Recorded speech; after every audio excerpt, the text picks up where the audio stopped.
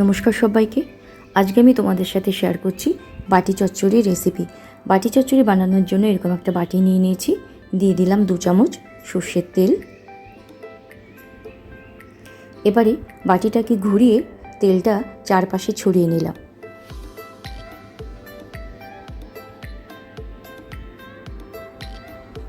এবারে দিয়ে দিচ্ছি সামান্য পরিমাণে হিং। এবারে দিয়ে দিচ্ছি কেটে ধুয়ে রাখা আলু। আলু ভাজা যেরকম করে কাটতে হয় সেরকম করে কেটেছি, কিন্তু আরেকটু মোটা করে কেটে নিয়েছি। এবারে দিয়ে দিচ্ছি স্লাইস করে কেটে রাখা পেঁয়াজ, স্লাইস করে কাটা টমেটো, চেরা কাঁচা লঙ্কা, ধনে পাতা কুচি, থেতো করে রাখা আদা, পরিমাণ মতো লবণ। এবারে দিচ্ছি হলুদ গুঁড়ো, কাশ্মীরি লঙ্কার গুঁড়ো, জিরে গুঁড়ো, ধনে গুঁড়ো, আর দিয়ে দিচ্ছি সামান্য পরিমাণে চিনি। এবারে একটা হাতা দিয়ে খুব ভালো করে সব কিছু মেখে নিচ্ছি।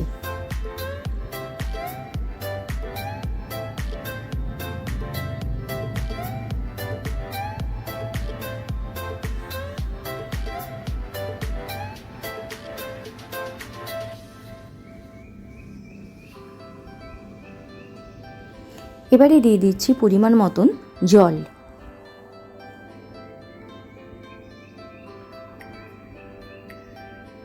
জলটাকেও খুব ভালো করে তরকারির সাথে মিশিয়ে নেব।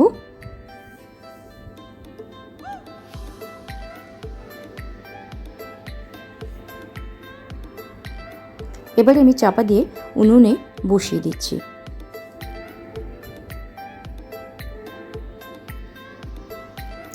প্রথমে আমি ফ্লেমটাকে হাই রাখছি।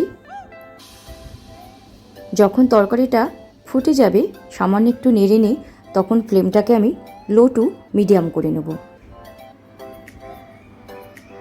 এবারে আমি হাতাটাকে এরকম করে দিয়ে রাখছি। এবারে চাপা দিচ্ছি।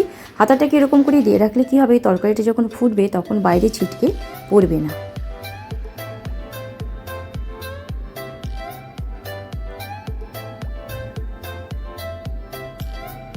আলুটা ঠিকঠাক মতন সেদ্ধ হয়ে গেছে, রান্নাটাও কিন্তু আমার হয়ে গেছে। এবারে আমি উনুনটা অফ করে দেবো।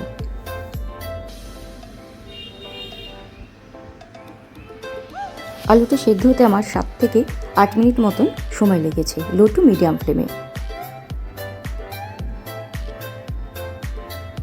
একটু ঠান্ডা হলে তরকারিটা আমি একটা বাটির মধ্যে নিয়ে নিচ্ছি।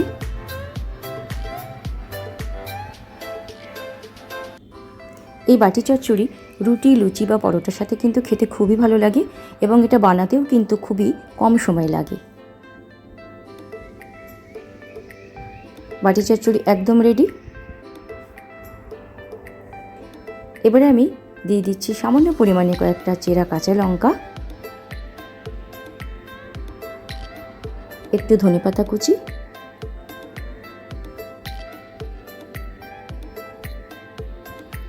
আর একটু কাঁচা সর্ষের তেল। আমার এই রেসিপিটা যদি তোমাদের ভালো লাগে তাহলে আমার চ্যানেলটাকে তোমরা সাবস্ক্রাইব করে নিও, আর অবশ্যই লাইক, কমেন্টস, শেয়ার করো। সবাই খুব ভালো থেকো। আজকের ভিডিওটা এই পর্যন্তই।